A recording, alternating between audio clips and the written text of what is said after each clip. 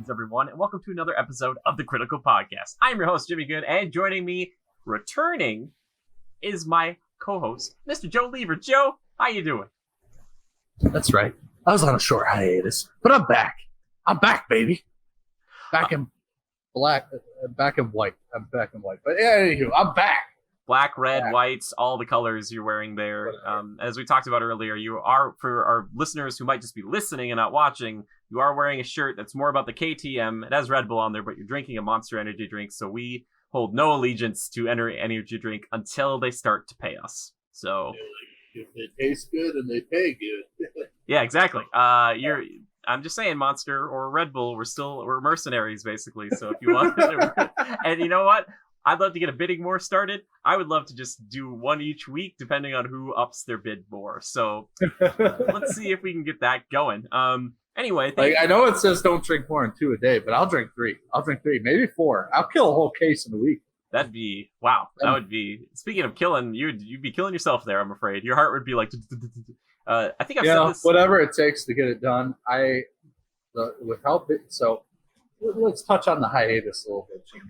It's not that I don't want to be here. It's more that life finds a way. Yeah. To get in the freaking way.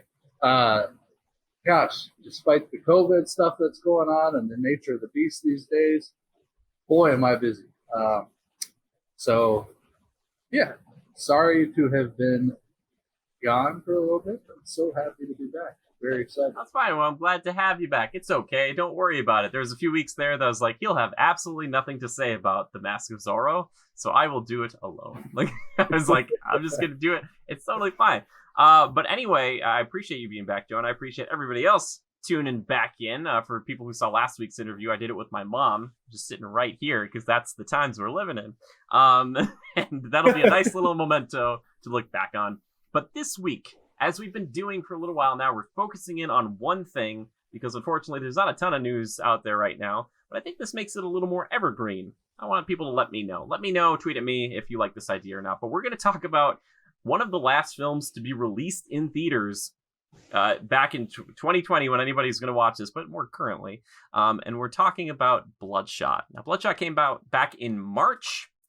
Did not do super well, unfortunately. It had a modest budget of $45 million, which for a superhero film is very, very low. It raked in about $24.9 million. And again, this was around the time when they're starting to shut things down, and it came out onto digital for rent and purchase shortly after. But Joe said that he watched it recently. I just finished watching it like an hour ago. Just so I could be fresh. I'm fresh. Coming out of it fresh. Wow. So that way, Joe and I can talk about it. And for one of the first times, I have no idea, and Joe has no idea, how we felt about this thing going into it. So this is going to be nice, and raw, and genuine. Watched separately, so yeah. That's... So here's the thing. It's sad to hear how badly it did. You kind of had to figure that based on the time it came out. What a horrible timing, unfortunate for them. I'm sure it would have probably done better in theaters, obviously. A little bit of a profit. But I'm actually really surprised at the budget, too. First let's start with a little synopsis of the movie. I'm sure a lot of listeners already know, but I'm just going to kind of get this off the web to keep it as accurate as possible. So Bloodshot apparently is a comic or superhero character. Looks like Valiant Comics. Hadn't heard of him prior to this. Maybe once or twice on the side, but nothing that stuck with me. So let's see. Ooh, I thought I had this queued up. I'm sorry. That's fine. Okay, so it follows a Marine who is killed in action, brought back by a company with nanite superpowers, and this organization wants to use them as a weapon, essentially, and then eventually sell the technology off to the highest bidder. Let's see. And that's really all there is to it. I mean, what else would you want to say about it? Nothing much else. Yeah, I think it's pretty good. It's a pretty basic synopsis. And for anybody who's like watching this who has not seen it yet and was planning on seeing it, or for people who are worried about it, we're just going to say this right now. That's kind of like these the spoiler-free stuff. Maybe we'll give some general thoughts here, but we will let you know when like the spoilers will be fully on, which they might be very shortly, because there's not like too much where we could talk about it. Not that like the spoilers are like a big like, oh my gosh, don't watch it now because we said this or that. But just to keep people in mind of that. So if you don't want us to be spoiled on anything, come back. You know, it'll be okay. We'll be here. We'll wait for you. They show a lot in the trailer too. Like if you were to go step off and watch the trailer real quick, you get a real good idea. Kind of set you up for listening to this conversation. So, yeah. But, and by no means does that necessarily ruin the movie. I mean, you kind of get the plot of it going in, the overall vibe, right? Yeah. But I was gonna say, you talked about budget right off the bat. I want to comment on that real quickly. It actually really impresses me that they got by with only a $45 million budget, considering there was a lot of CG in this. A lot. Yeah. Yeah. And I guess, in some realm, with a lot of action, CG is probably a little more economical than actual physical props and stunts and stuff like that, because a lot of what went on here, the actual physical setup sets for some of the stuff would be astronomical. Yeah. But I guess curious to know what your thoughts were on the quality through and through of the whole movie with all the CGI factors. How do you feel about that? Sure. Yeah, so just coming like straight from it, I will say there were moments where obviously I could tell it was CG because of like the stuff that was happening.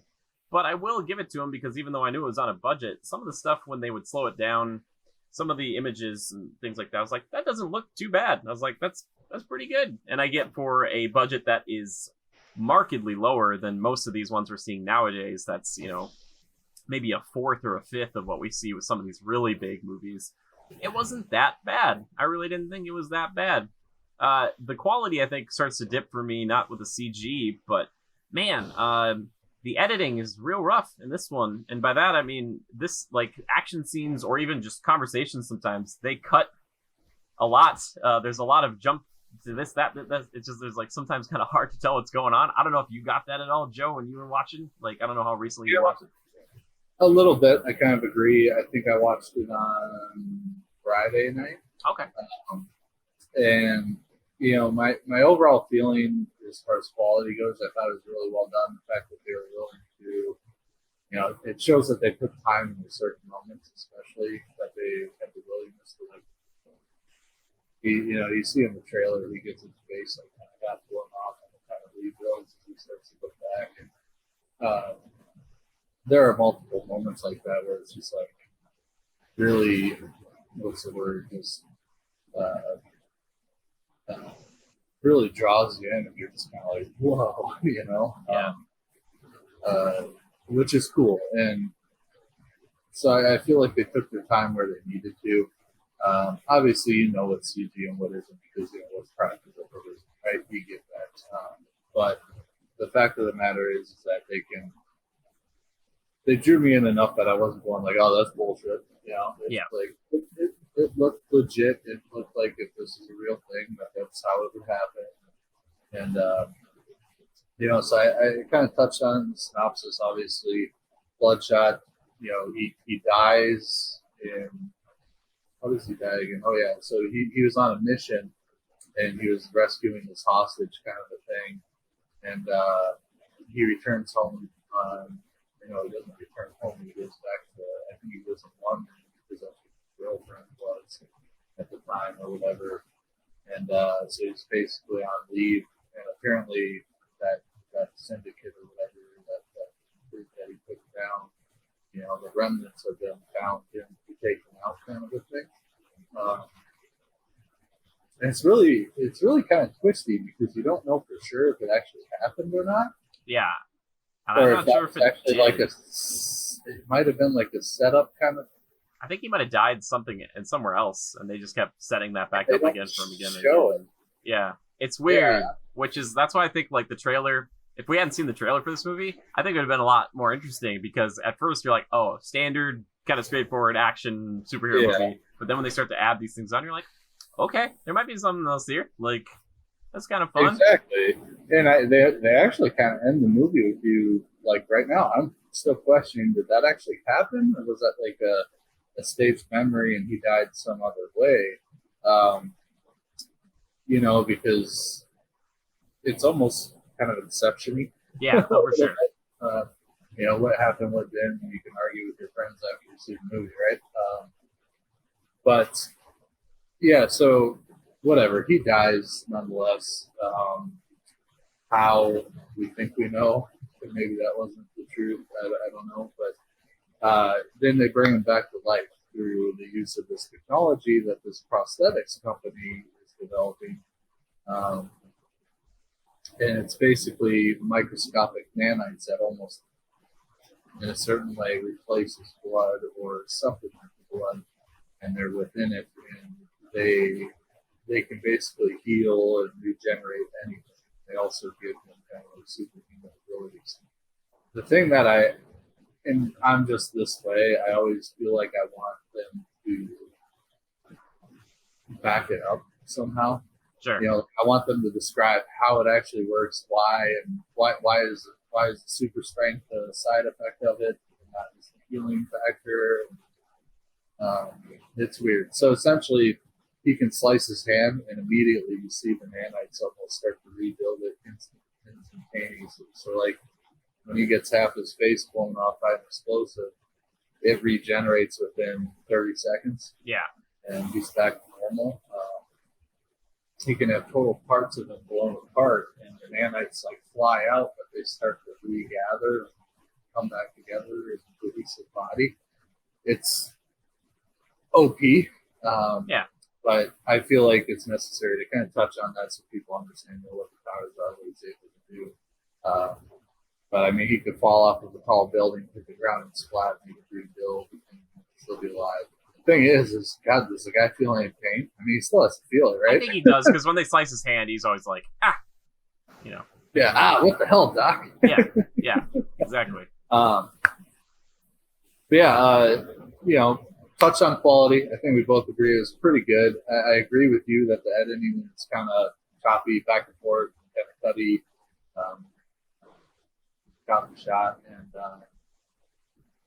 I feel like they could have done the movie a little bit more justice by making it a little longer. Maybe take the time to explain things a little bit and really set up the character a bit better.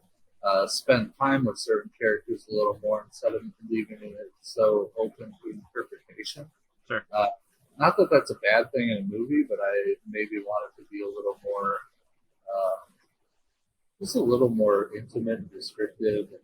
And I think that only helps you to relate to the characters better and kind of get sucked in. Yeah. Which I feel like you miss a little bit here. It's an hour and 9 minutes long, but hour and 49 minutes. Or yeah, I meant 109 minutes. Excuse me. Oh, gotcha. But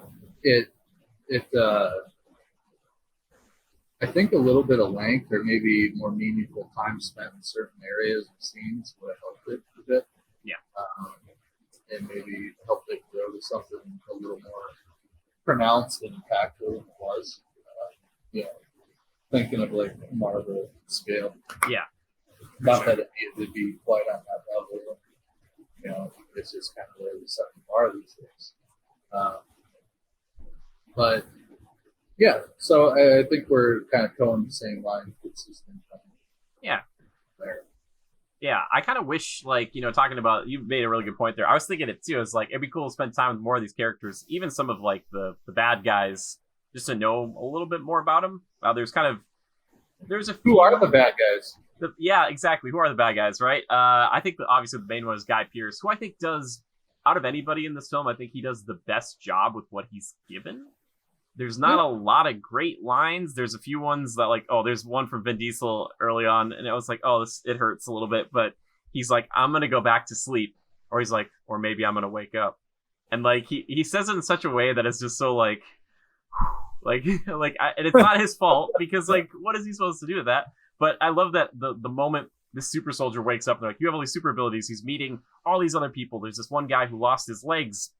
Now he's got robot legs. There's other guy who lost his eyes, but he has these cameras that can see everywhere. And he's like, yeah, this is pretty great. I'm going to go back to sleep. And like, I wish I would have cared more about those ancillary characters a little bit more, because you get like a little bit with the guy who lost his legs. Because you're like, he hates Bloodshot for some odd reason. But then you start to see, because they're like doing the same thing over and over and rebooting Bloodshot's memory to make him go take out specific targets that they determined they're like people who could give away the technology secrets, which is a cool concept. So you're like, okay, this guy hates Bloodshot because he hates doing the same thing over and over and listening to this guy just say the same lines over and over again. And he I think wants to be that. And I wish he would have said something, because my question is, why didn't they give anybody else the nanites? And maybe it was like because he didn't have the revenge, or he didn't care about people, so he wouldn't use it as well. I was like, you think the guy, like that guy's special ability was like he could run really fast, and then later on, spoilers are on now, that like he had like robot arms that he could punch with as well, like over his back. And I was like, like I don't know. It wasn't. I guess they were good villains for Bloodshot to fight, but the guy who could see everywhere, that he didn't really do much for me, because they're like suiting up and everything. The guy barely does anything. He just falls off an elevator and dies. It's just like, he's just gone.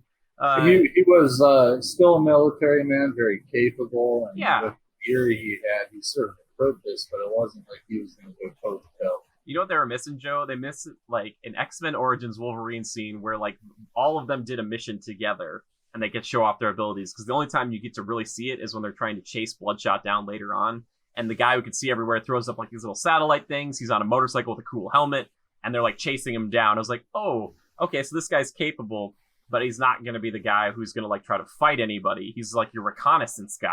I was like, that's cool. But like, so they only had one bruiser on their team, and Guy Pearce, who's got a robot arm. It's like I just wanted, I wanted more of a threat, because like after we saw what Bloodshot could do, which Vin Diesel turns into kind of like a horror movie villain for some of this movie, he just like walks straight into gunfire all the time. Not that I wouldn't do the same thing if I knew I could just take the shots, but like a lot of it is just him walking into people, shooting him, and they're like, oh my gosh, it's not working, and then he just kills them. Like he's like taking shots. He's like grabbing. Yeah, I wish he was a little more finesse about it, because when I immediately you kind of find out, okay, the nanites, they don't last forever, as they regenerate and they're all constantly working to start to heat and power, and they become less effective, and eventually it'll go through like recharge, right? Yeah. If I knew that, which he knew, they talked about it when they set him up. I mean, first thing I'm thinking, okay, I can take some shots, but let's do this smart, so I'm like fresh as can be, right? Yeah. And he was like, whatever, I'm going to tank it all and just F them up, right? Hopefully it works. I don't know. And it does, but... Which is, like, they want to show off the power, and I get it, but I just think of, like, I don't know if he's exactly like this, but I kind of think of, if, like, Frank Castle, the Punisher, got these abilities, he would still be really tactical, and he'd be, like, using guns and doing all this stuff. Like, there's a moment in this movie where he kicks a truck, and he kind of uses it as cover while he shoots, or kind of shoot around these cops who are in a truck or something. Which is great, but like I wish he did more stuff like that, like use the powers, but also was like, oh yeah, I'm still like, he's still a military man. Like he would never just be like, I'm gonna walk right into gunfire. Like that would, in his brain, it would be like, don't do that.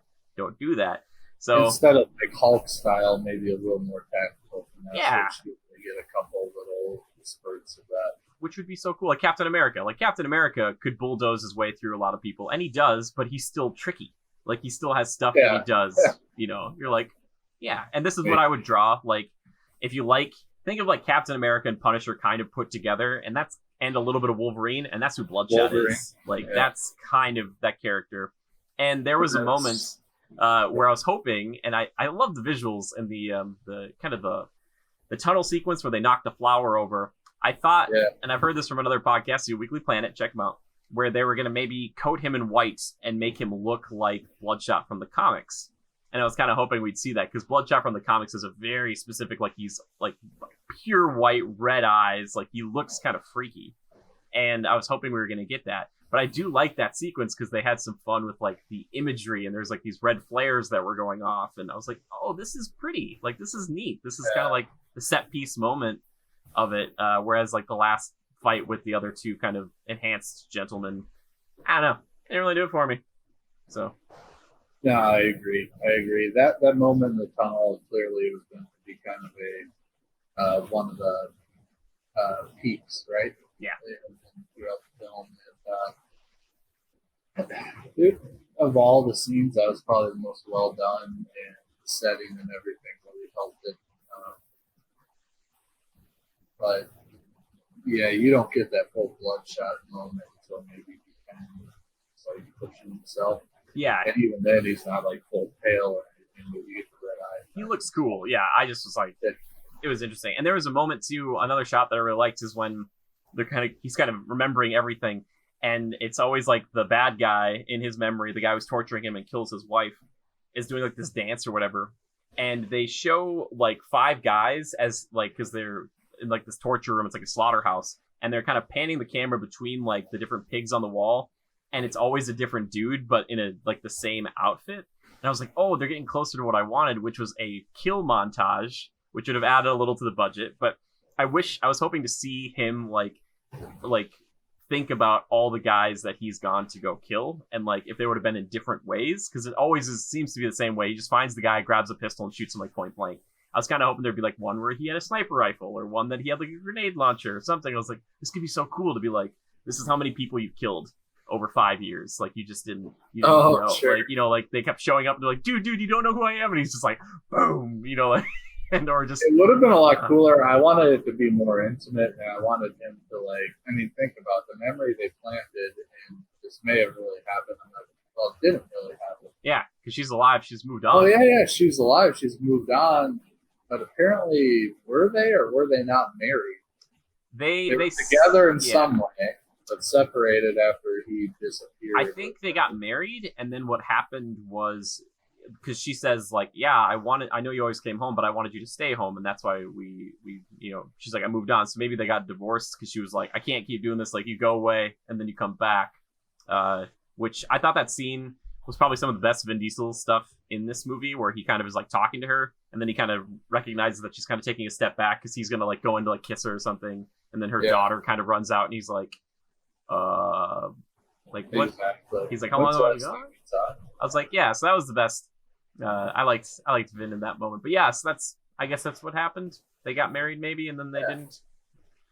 I don't know.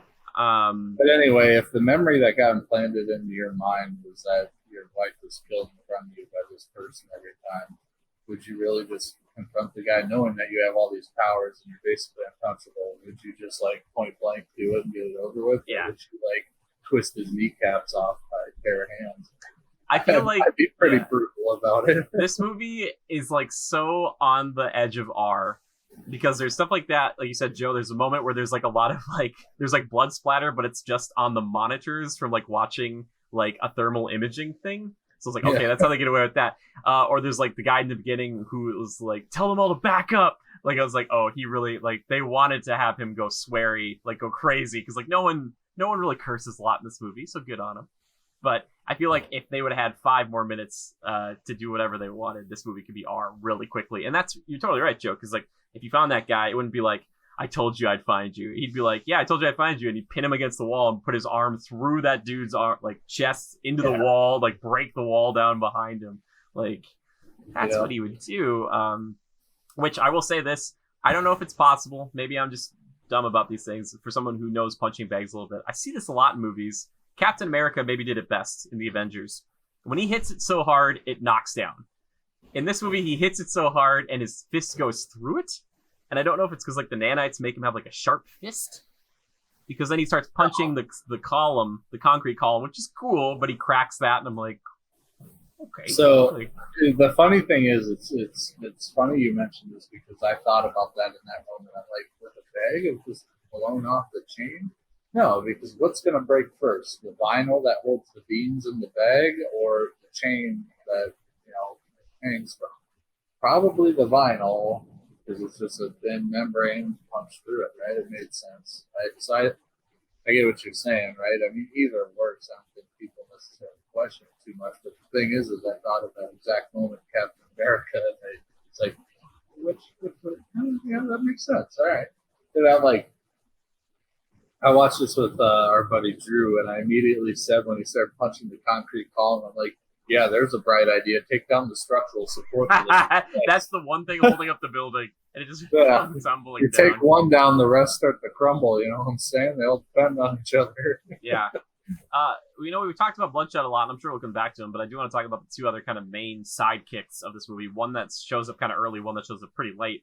But let's start with KT, not like my sister Katie, who is somebody who works for this, I think it's called Rising Spirit Technology, RST, and and everybody was there has been like either wounded or was like a warrior or whatever, and her thing is that she has this thing that allows her to breathe, and through like the special spot in her chest cavity, but without like the permission of the technology corporation, it will just shut it off. But basically, she can like breathe in water, she can breathe like chemicals in, and she's totally fine. And she has this kind of interesting relationship with Bloodshot, because unlike the other guy who hates him because he's so sick of him, she kind of, I think, is maybe romantically interested in him, feels bad for him because he's just being used again and again and again and again, and nothing's changing.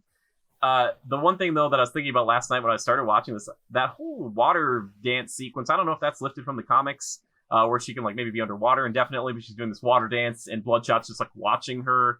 I don't know like why that was in there. I was like an underwater Tai Chi or something. Yeah, and it was cool. I was like, I don't know. It just seemed odd. And then she kind of had her moment later on, her kind of Black Widow moment. This guy, I call him that just because it's like, it shows up with like the steel baton thing, and then she does the kind of wrap the legs, throws the guy down, and knocks a bunch of people out. And she's very capable. She's a very capable person. But I don't know. What did you think of her? Did you enjoy that character? Because I thought she was cool. I just wanted something more. I wanted like. Yeah. Like I thought they maybe got like 60% there.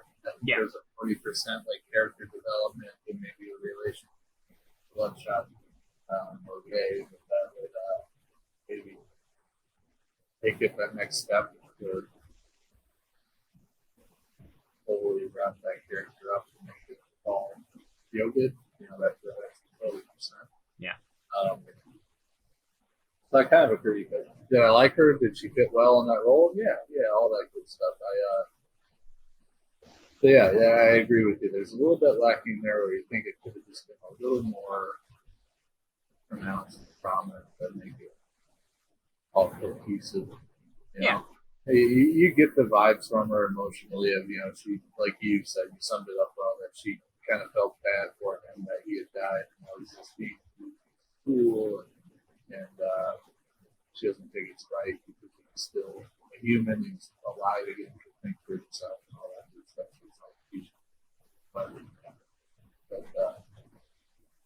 And it culminates in them, those two, when, oh God. Spoiler switch was flipped a while back. Yeah, I was gonna say we flipped it. It's fine. It's okay. People know now. They kind of ride off, and she's alive. Yeah, basically, it's like Ben's end scene to Fast and Furious. Paul Walker, they ride off. A little bit, but they even have that new guy who's Higgins, who people might know him from New Girl, who I was surprised to see later on in this movie, and he actually played a pretty significant role, being kind of like tech guy. Who also, you're talking about the logistics and the believability of the nanites, and like the fact that at the end of this movie, he runs basically out of full power on him. But then, and like Higgins, even at that moment, he's like, yeah, he's lost forever. And then he wakes him up and he's like, actually, I made it so they're self-sustaining, so you'll never need a power boost ever again. And I did that. And I'm like, oh, well, that seems pretty impressive. I was like, I don't know. But he's able to do things at the end to help them take down the corporation because so the corporation originally tried to hire this guy. We should take a step back because the people that the corporation, what's the head guy's name? Robot Arm. Bad guy. Robot Arm. Yeah, right? Robot Arm. Guy Pearce. Yeah. So I'll look it up. The whole incentive here, first of all, he's got this technology. He's brought Bloodshot back, and it's worked and everything. And now he's like, okay, the way I make the most money out of this, and I excel, or move on and live a happy life, is if I'm the only one who knows how to make this technology and control it. And so there were two defectors, the people that had left the company because they didn't like the direction it was going, and or they just got cut out, right? Well, they also were privy to the technology and how it worked, and they were on the project. So he wanted to snuff out those flames, right? So if there was no competition or other people who could compete with them. So they were using Bloodshot to mercenary style target these guys and take them out, even though they were technically innocent, did deserve the dialogue and stuff. They're just nerds. Yeah. Technically. So, those are the faces that they keep placing into this scenario, into this memory thing that they keep resetting. They keep putting their faces on the guy that kills his wife, so they create a vengeance thing. He goes out and kills him, and they don't even have to tell him what to do. He does it on everything. So they totally take advantage of his emotions. Anywho, so those two defectors are basically targets. Well, one of those defectors had hired Higgins because he's, MIT genius or whatever, one of the smartest minds up the planet, right? And he was working for him in order to help him prepare for what he inevitably thought would happen. Guy Pearce trying to take him out, right? Which he did help him prepare for, but had other ulterior motives to save himself. So Higgins developed an EMP for this guy so that when Bloodshot would show up, he triggered the EMP and snuffed out Bloodshot and escaped. While Higgins rigged the EMP, it was on a timer, and once he knew that this guy was taken out, then he triggered the EMP and he gathered Bloodshot with his thing. But turns out to be a good guy, helps Bloodshot, helps KT to go back to the base and take down RST or whatever. And the funny thing is at one time, RST tried to hire Higgins, but they didn't succeed or they didn't give him the job. But they hired this other guy who knew of Higgins, and this guy's like, yeah, I used a little bit of his code in the Bloodshot project or whatever. To fill like gaps in coding or something like that. And Higgins found this out after he got a sample of the nanites from Bloodshot after their encounter. Bloodshot really gave him so he figure out how to pull this stuff on while you're under that control. Well, so he does because it's his code basically. He's like, oh, easy peasy. And so he was able to do some amazing things up here. Bloodshot also by Bloodshot. And I guess a little bit of background on Higgins, where he was, how he came to it. Great job. You did it. Perfect. Now we know. And that's good. That's good. And by the way, I looked up Dr. Emil Harting. I didn't remember. That's Guy Pearce. That's his name. But yeah, I thought Higgins was fine. I was thinking, if I was in a movie theater, he would have a few jokes that people probably would have laughed at, maybe chuckled at. There's a few moments where they had some comedy in there, and I was like, okay, they're trying here. And it was interesting. I always love seeing someone I've seen a bunch on TV get into a movie like this, because I'm like, look at this person. They're out there. They're trying. He plays Winston, I think, on New Girl. He's good. But yeah, so that was kind of the team. So they kind of formulate this kind of trio, and then they're going to go off and do maybe nothing, or they have no plan. And they're just kind of going off into the sunset after they've defeated this evil corporation. It's like, I don't know. Set it up for a sequel to try and make their lost money back. Yeah, exactly. Well, and I was reading about this because apparently there was this kind of thought that this was going to be the first in the kind of Valiant cinematic universe, and they were going to kind of make some follow-up movies, but one of their main groups of kind of characters went to a different studio. They went to Paramount. Not that Sony isn't keen on working with other people if it works out for everybody, because obviously they're doing that with Marvel and Disney right now, but it might make it harder to do any type of kind of crossover, and it gets a little tricky. But I think for the issues that I have with this movie, I think there's a lot of potential in it. And I looked up the director, and it's really fascinating because he worked as a visual effects guy on Age of Ultron he worked on Star Wars Force Unleashed 2, which is a video game. And I was like, whoa, okay. So, like, the guy, he knows about, like, how to make things look good, for sure. I just think, I don't know. I think you should let it breathe a little more. And I get that maybe a longer movie, like we talked about, like, would be nice. It would probably just make the budget go up. And I don't know if Vin Diesel maybe took kind of a hit for this because he thought, all right, I play Groot, in the MCU, but it would be nice to be like, hey, it's me. I am a superhero. I'd like to be out there. I'm not really doing Chronicles of Riddick or anything else. So I don't know if that was kind of the caveat where they're like, all right, you do this first one for pretty cheap, but we might sign you on for like 8 movies and you're just going to be showing up again and again.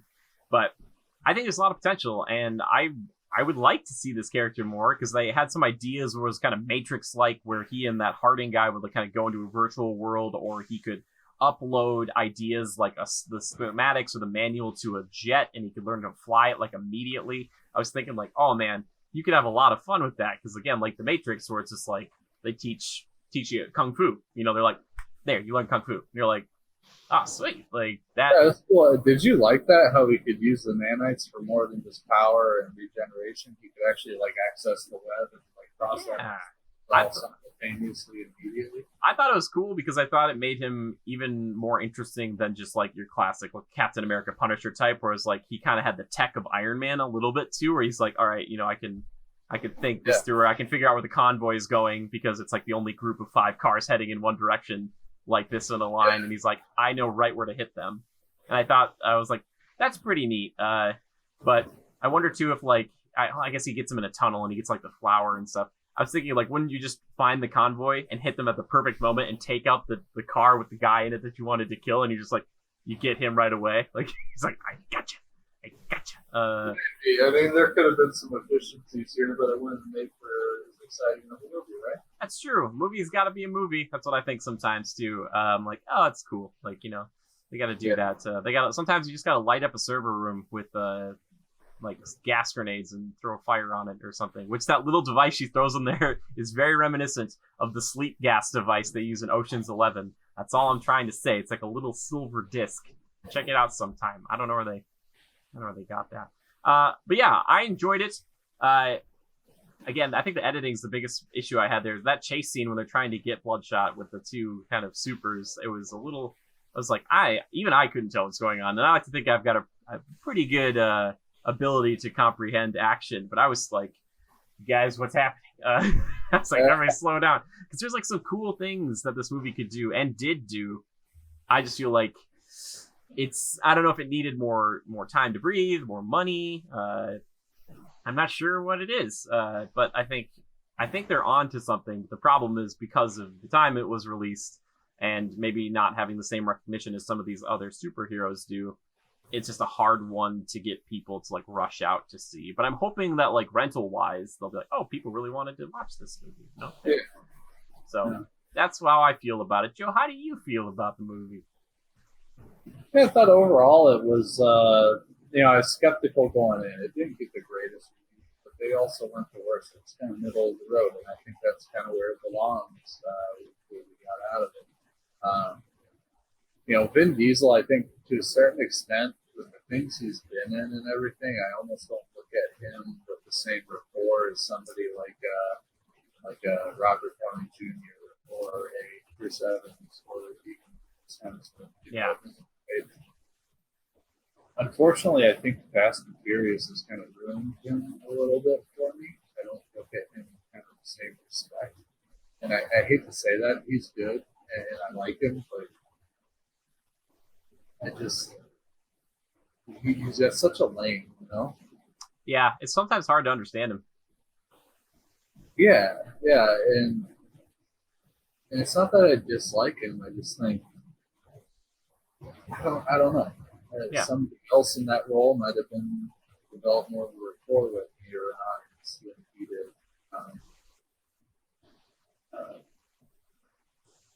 I don't know, but was it bad? No. Did he fit the character? I mean, yeah, it all worked out fine. I think it's not terrible, but I mean, somebody had to be the main attraction, right? Yeah. So. Yeah, overall, I mean, there's a little bit of editing issue here, but it's fast paced. It it is interesting. It's not just pure action, like, okay, let's beat the crap out of some people. There's a lot of it, but the way it's written and the way they tell the story through the film, there's a lot to question too. And you're thinking, like, oh, so that's what they're doing. I mean, you can kind of connect the dots as it's happening or just beforehand and predict it a little bit. But it still has enough of an unpredictable nature to make you feel like it was tasteful or artistic enough to be worthwhile. Yeah. It wasn't a totally mindless film. Exactly. It's a cool weakness to give to somebody who seems to be completely unstoppable, is that, like, even Higgins says, he's like, sometimes the things you think have happened aren't or have never actually happened. And it's like, oh, that's kind of a cool, like, burden to give to a superhero, because even if he does a good thing, he might be like, I don't know if that actually happened, you know? Or if he does a bad thing, he might be like, I don't know if that actually happened. Like not that he could use as defense, but I thought that'd be kind of fun, like, to kind of keep him in that mindset. I don't know. It's a cool thing, and I think there's potential for the future. I would like to see it come back. I think the hero is really cool, and I think bringing another comic book group to the table is always interesting because they can do things differently than other movies have. I really want it to grab people, you know. I want it to be something where it's like, oh my gosh, you got to see Bloodshot. Like, it's really cool. Like, because right now it's cool, but a lot of the cool stuff you just saw in the trailer, and you're like, oh, okay. Yeah, there's something about it that lacks a little bit of that luster, so to speak. You know, where Marvel vein, you feel like you just want everything feels like an Avengers movie, right? Maybe with Infinity War and Endgame being an outlier, but you know, every Marvel movie to a certain degree feels very impactful or large scale. Where he's like, this doesn't have that same luster. This movie is a little bit more grounded, so to speak. So, you know, it's not our job to figure out how they make it to that level, but they're close, but there's just a little bit lacking. Yeah. And we touched on it a little bit throughout this conversation. Like I said, they're close, which at this point, maybe that's good enough. But, you know, would I waste $5 on it to watch it? Yeah. I'd say if you're looking for something kind of actiony and kind of sci-fi-esque, I think it's worthwhile if you enjoy that kind of thing. It's a little bit surface level, you know. Like I said, it's not totally mind-numbing just watching beat the crap out of a bunch of cannon fodder. They do make you think, like we were just questioning, well, wait, did he actually die that way, or how did he die? Technically, they don't show how he actually died. Yeah. So, if he ever really died. Yeah, did he even die? He might have just been tranked and they brought him there immediately. I don't know. Yeah. So it's very interesting that way. There's a little bit of that, you know, you're questioning how did this actually transpire, and they kind of, that's again where I think they could spend more time, or maybe like a flashback of what actually happened, actual reality of things. Would have been kind of cool for a bit of explanation. But you know, sometimes movies that make you guess or, you know, kind of discuss afterwards, how did that actually happen? That can add to the experience, right? But yeah, overall, I felt good about it. I felt like the quality was there, to be honest. I don't, you know, you talked about jump cut edits and back and forth and not really like honing in on what's happening as well as it could have. I think that's just that's a small tick mark off the score, right? But it's enjoyable. I'd say it's enjoyable if you're into that kind of thing. So, in fact, it's a little refreshing for something a little off the beaten path as opposed to, you know, like the Captain America or the Thor movie.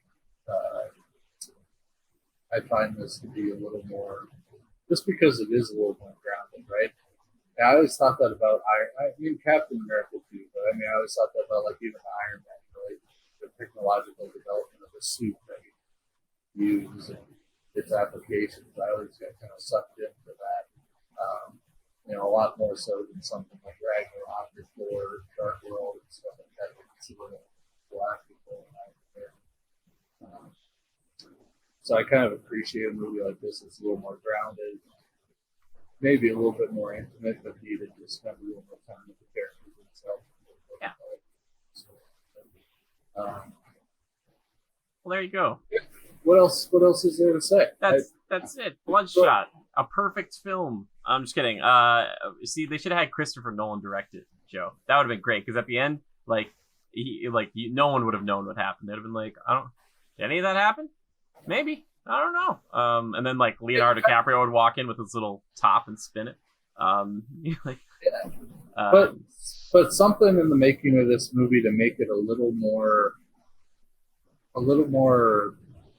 convoluted is the wrong word, but more technical, because there is a lot of this movie that's very just straightforward and okay, they're repeating the same thing 3 times. He's going to kill this person, that's the target, okay, this person's the target, and then it's all about reining him back in and resetting him.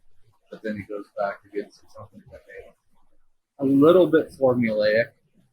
I think if they could have done something maybe a little more technical and like Christopher Nolan style, something that's really got a intricate storyline, and I think that would have really helped this movie along.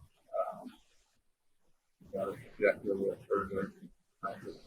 So that was actually a good statement. Thank you.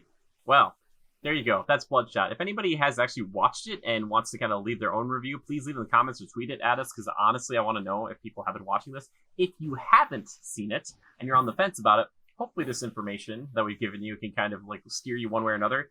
This is something that's like $6 right now for renting, so keep that in mind. If you have people in the house you want to watch it with, or like you maybe want to like kind of Skype somebody and you rent it, they rent it.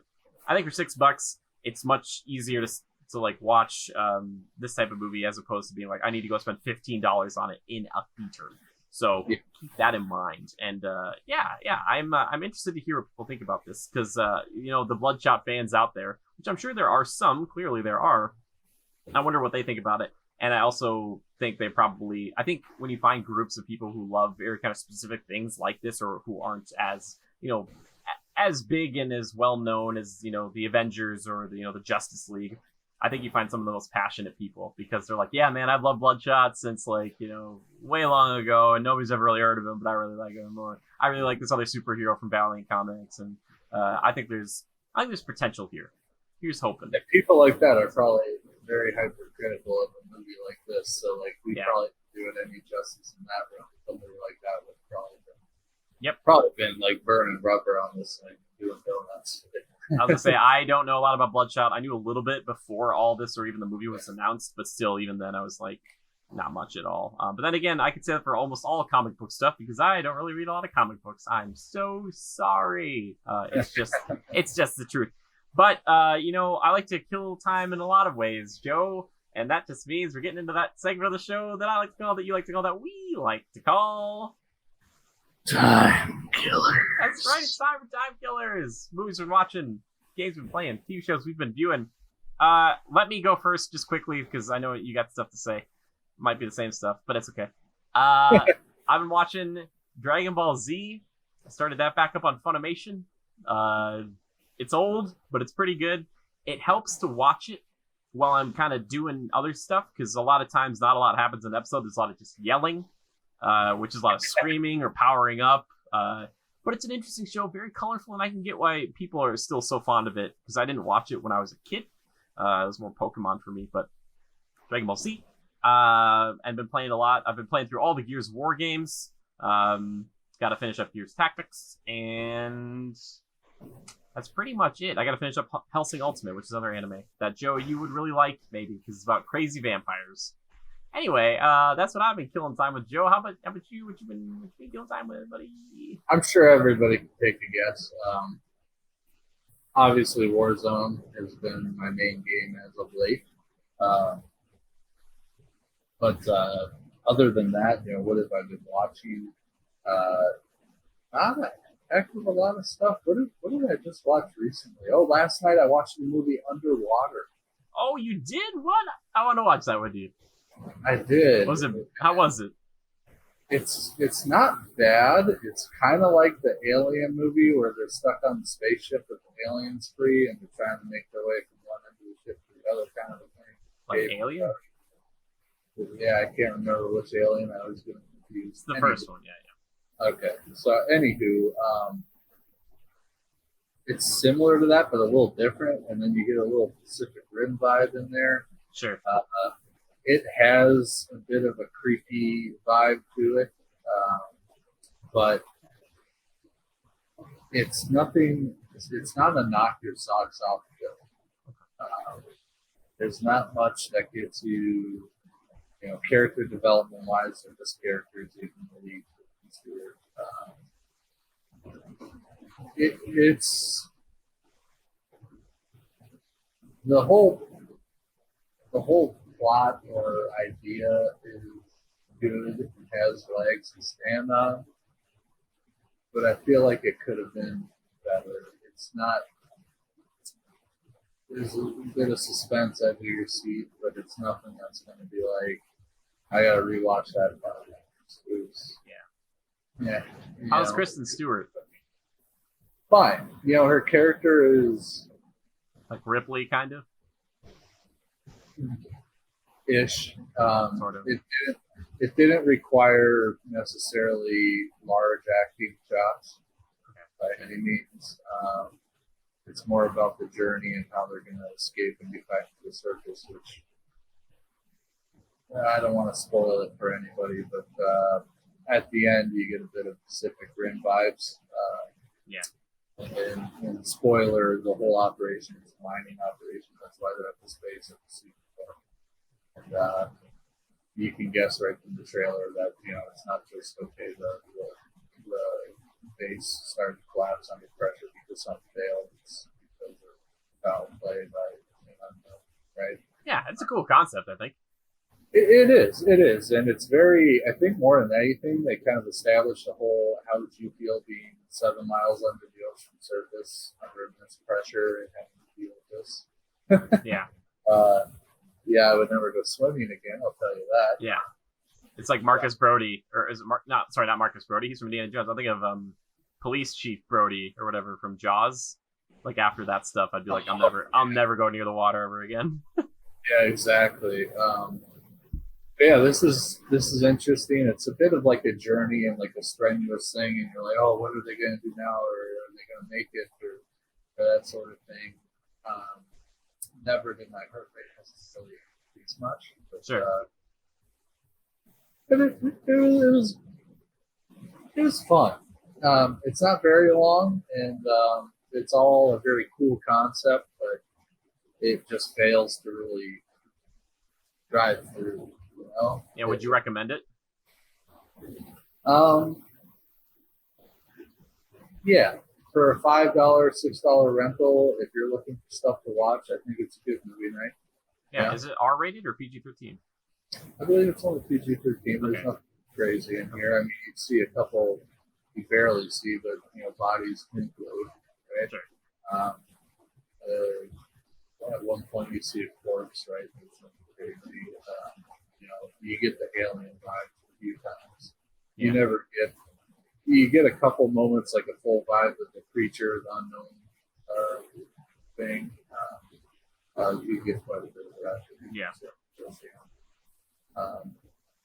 There's no delving into what, why, or where, or how. There's none of that. It's just mainly how do I get from point A to point B to eventually C to get the hell out of here. Yeah. And throughout that journey, things happen, and yeah, it's suspenseful and everything, but there could have been so much more. Sure. Okay. But yeah, $6 worthwhile. Sure, yeah, make a bowl of popcorn and maybe enjoy it. But I don't think it would have the same effect that a movie like Alien did on the cinematic world, right? Sure. Yeah, it's hard. It's hard. I mean, that one came out in like 1979. There's an alien who all he wanted was a hug. You saw him in the vent. He's like, hug me. And then they cut away. And it was just like, he just wanted love. Or she. Or it. I don't know. I don't understand aliens. Which reminds me, there's that Predator Hunting Grounds game that came out. I've heard mixed things. I wish it were good. I want there to be good Alien and Predator video games because I think they're just so prime for such fun games. And I know there's a cool old Predator game, like a third-person one, where it's like not Grand Theft Auto, but like you could run around in like a Los Angeles type of environment and just run people down with the Predator, which is a pretty funny. Like they're bad people, but it's such a fun concept. I think. Yeah, it's just too bad. It's too bad, Joe. I wish it were better. But yeah, other than that, I get home at night if I'm exhausted. It's like dinner, watch a sitcom type thing. I finished watching, caught up on American Housewives, which I thought was a fun show. Something that's mindless you can just sit back or have on in the background. Excuse me, but since I wrapped that up, I started watching. Ooh, excuse me. Ooh, monster coming up. I started watching Fresh Off the Boat with the guy who played Kim Jong-un. Yeah, he's in a bunch of stuff. Yeah, he's pretty good. He's a funny comedic actor. I like him. He's an Ant-Man and he's an Aquaman. Oh, is he really? He's one of the bad guys at the end of Aquaman, who's helping Black Manta, and then in Ant-Man, he's like the CIA agent guy, or Ant-Man too, Ant-Man the Wasp. Wow, so he's moving around. He's moving around. Hey, this is not an ABC sitcom that's based off of some book or the growing up with Eddie Wong or whatever, so it's like based off of his life or something. So, and it's just kind of fun and it's laughable and quirky and it's growing up in the 90s, right? So it's relatable and I get a kick out of it. And the whole Asian culture, stereotypical stuff that they address. And I like it. But, just mind not me. Sure. So but that's been it for me. Nothing too crazy, obviously, right now in this time. We don't have a lot of new stuff to gobble up, but it'll be coming sooner or later. Yeah. Exactly. Well, that just means we get to move into the next and final segment of the show, my personal favorite, which is community feedback and questions. I want to see if he still had it. He still got it. This one comes in from Ryan Lehman 3 on Twitter. You know Ryan. He asks us this, Joe. He asks us, if you had to pit Bloodshot up against the Fast and the Furious, which would be better? And then how about Bloodshot and the Pacifier? I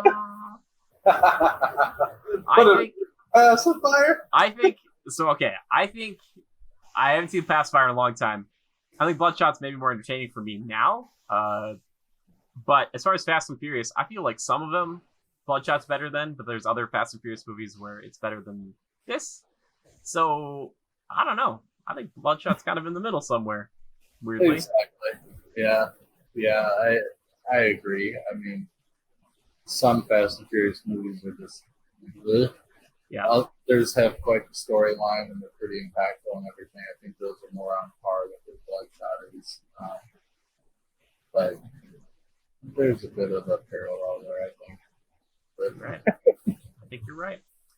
And we also had a last minute suggestion here. So Joe, they're doing a PS5 event tomorrow. Do we have any predictions for it? Wow. What kind of predictions could you have? Most everything we already know, right? I mean, storage, up, power, and all that. I don't know. Maybe more games-wise. Oh, games-wise. Maybe. I know you love PlayStation. Yeah. Exclusives. Are they going to tease another Spider-Man or something like that? I don't know. That's a good one. Or Horizon. I don't know. I might see some Horizon tomorrow. Horizon Zero Dawn. The robot dinosaurs. Yeah. Perhaps. So I guess other than that, they, physical wise, with the consoles going to be and everything, we already have a pretty good idea, right? I don't know. I remember they had like teasers about the controller had like a little touch screen thing on it for control or something like that. I think that was all a hope and prayer. Every PlayStation does that where they're like the 6-axis was on PS3 and then PS4 has been like the touchpad thing. I like how Xbox is like, no, we didn't do any of that. We tried to do Kinect and it didn't work, so we're just doing our own classic controller. Here you go. It's like, yeah, it's good.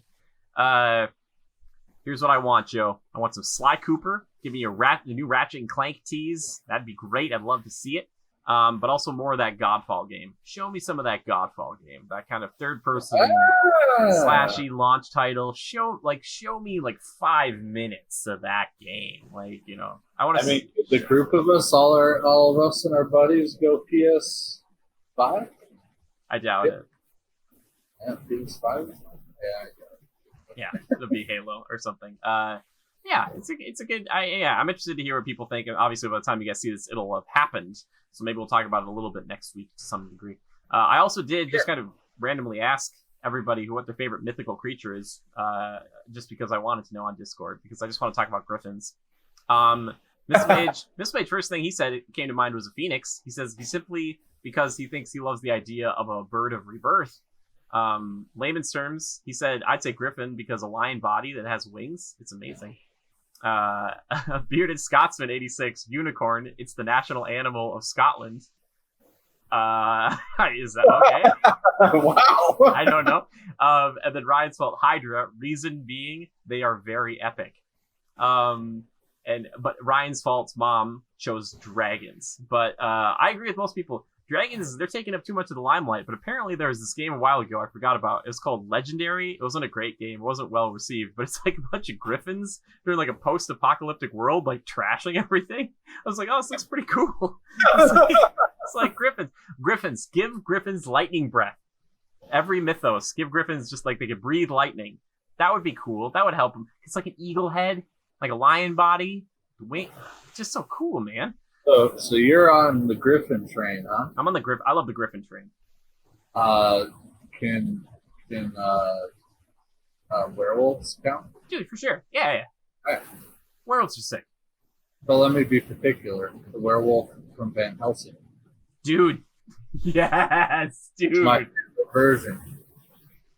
My favorite version. Dude, it's such a good version. It is straight up terrifying, and it is a werewolf that will kill you in an instant.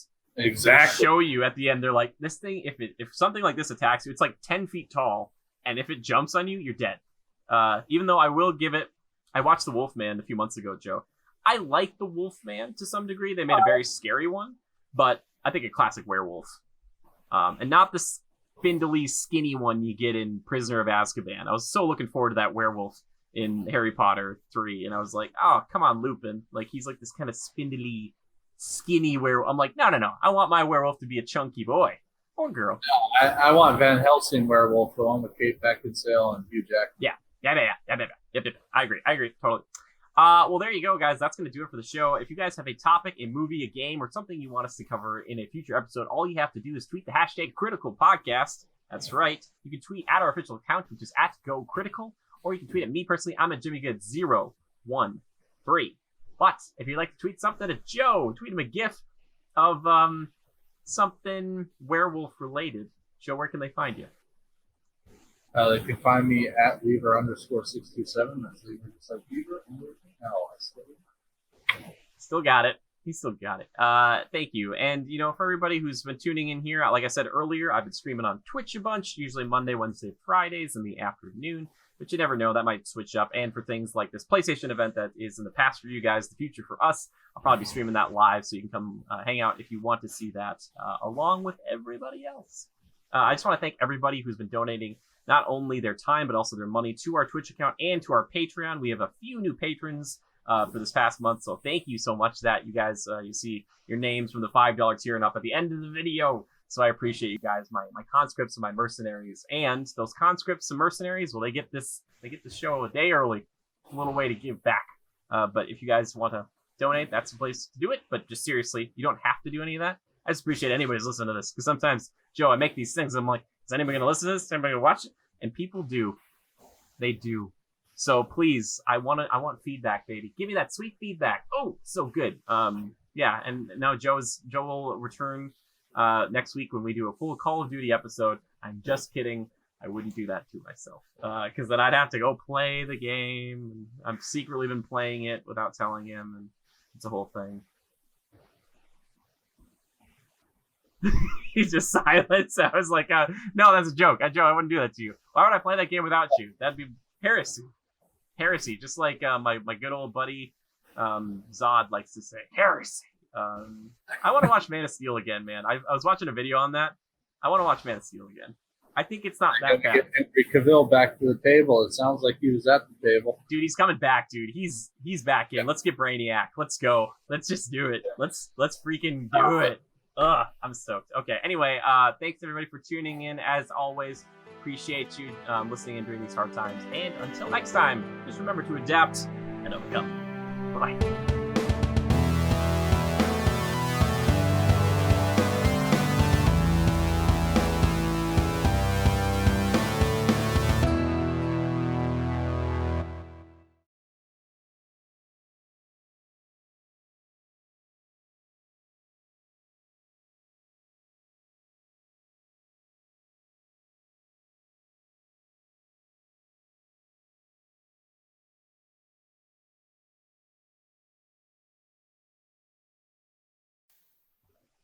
And we did it. Joe, you did it. Welcome back.